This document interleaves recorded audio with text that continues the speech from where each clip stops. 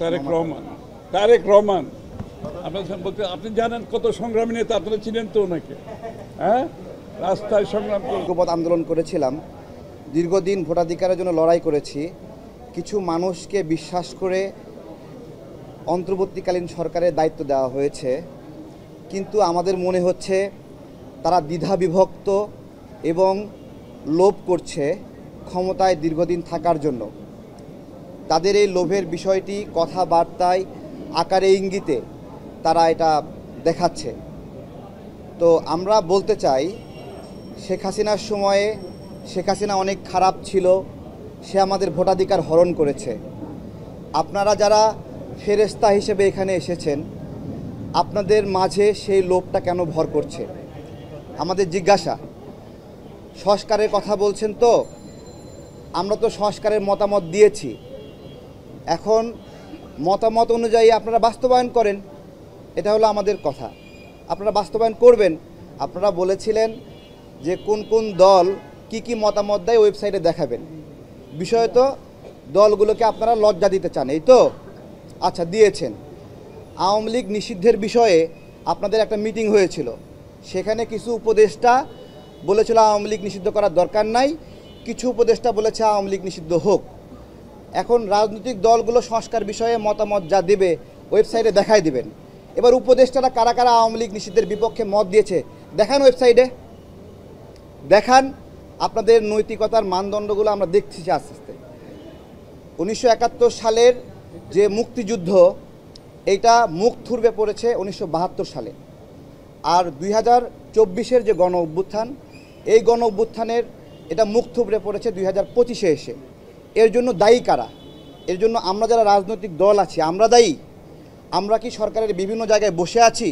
আমরা কি নিয়োগ বাণিজ্য করছি? আমরা কি প্রশাসক নিয়োগে জালিয়াতি করছি? আমরা কি জেলা প্রশাসক, উপজেলা প্রশাসক বিভিন্ন অফিসে গিয়ে তদবির বাণিজ্য করছি? এগুলো তো আমরা করছি না। তাহলে যারা করছে তারাই এই সরকারের দুর্নামের জন্য দায়ী। এখন পর্যন্ত যেই সুন্দর সুন্দর কথাগুলো বলেছেন, এগুলো ভুয়া বলে প্রমাণিত হয়েছে। এর মধ্যে আপনারা বলেছেন যে তিস্তা নদীতে গজল ডোবার বিপরীতে একটা বাঁধ দিবেন, এটা একটা ভুয়া তথ্য। আপনারা বলেছেন ফারাক্কার বিপরীতে বাঁধ দিবেন, এই নিউজটা আমাদের আলোচনা হয়েছে, আমাদের আলোচনায় এগুলোই এসেছে। আমরা মিটিংয়ের বিষয়গুলোই বলছি। হ্যাঁ, তারপরে চট্টগ্রাম থেকে ঢাকা ইলেকট্রিক ট্রেনের একটা গুজব ছড়িয়েছেন, সেটাও ভুয়া। তো এই সকল ভুয়া তথ্য দিয়ে নাগরিকদেরকে ভোটাধিকার বঞ্চিত করে রাখা যাবে না। আমরা বলেছি ডিসেম্বরের মধ্যে নির্বাচন করতে হবে। ডিসেম্বরের মধ্যে মানে কি 1 জানুয়ারি, 5 জানুয়ারি? তা না, কিন্তু ডিসেম্বরের মধ্যে মানে এটা নভেম্বরেও হতে পারে, এটা আগস্টেও হতে পারে। যদি সংস্কার সম্পন্ন হয়, নির্বাচন কমিশনের প্রস্তুতি থাকে, হতে সমস্যা কোথায়? তাই নয়? আপনাদেরকে তো ক্ষমতা উপভোগ করার জন্য দায়িত্ব দেওয়া হয় নাই। আমরা আশা করি যে ফেরেশতার বেশে এখানে এসেছেন, ওইটা ধরে রাখবেন।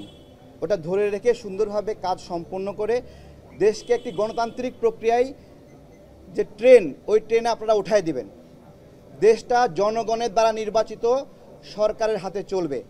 এবং অনেকে আমাদেরকে ট্রোল করছেন, জনগণ বলার সময় তাদের নামটা যেন না বলি। জনগণের একটা অংশ যদি বেনিফিট পায়, বেনিফিশিয়ার হয়, তারা ভোটাধিকার নাও চাইতে পারে, কিন্তু যেই মানুষগুলো ভোটাধিকার চায় তারা জনগণ, এবং সেই জনগণের অধিকারের জন্যই ভোটাধিকার নিশ্চিত করতে হবে। এটাই আমাদের কথা। আবার একটু বুঝতে অসুবিধা হচ্ছে, বাংলাদেশের প্রধান রাজনৈতিক দল হচ্ছে বিএনপি, যারা জনগণকে প্রতিনিধিত্ব করছে।